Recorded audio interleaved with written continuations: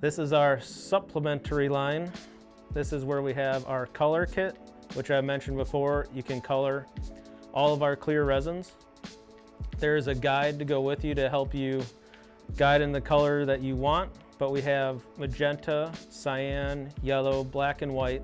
And through those combinations, there's endless possibilities of the color that you would like. They come in smaller bottles because a little bit goes a long way. So you have very small percentages are needed. So, and like let's say you wanted to create a gray, you'd need clear, some white, and a little bit of black.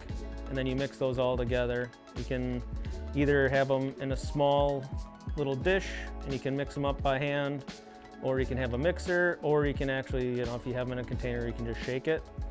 But they go into each other very easily. It's not hard to make a uniform blend, and it will stay suspended very well. You don't have to worry about your color falling out while you're in the middle of printing or anything like that. It holds its color, very well. At least, say 24 hours before you really need to mix it.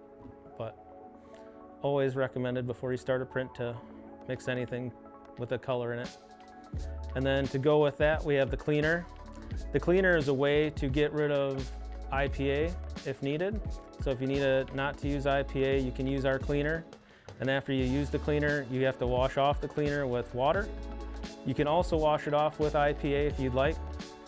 The IPA just makes it easier to dry off. But this is a way to get rid of your flammability issues when cleaning. It also it does a better job cleaning than IPA. When you add the ColorKit, it does change your printing parameters. In general, adding color will add exposure time because you're absorbing and reflecting light depending on what you're doing. Black is always worst case scenario, but again, it's all stuff that can be played with.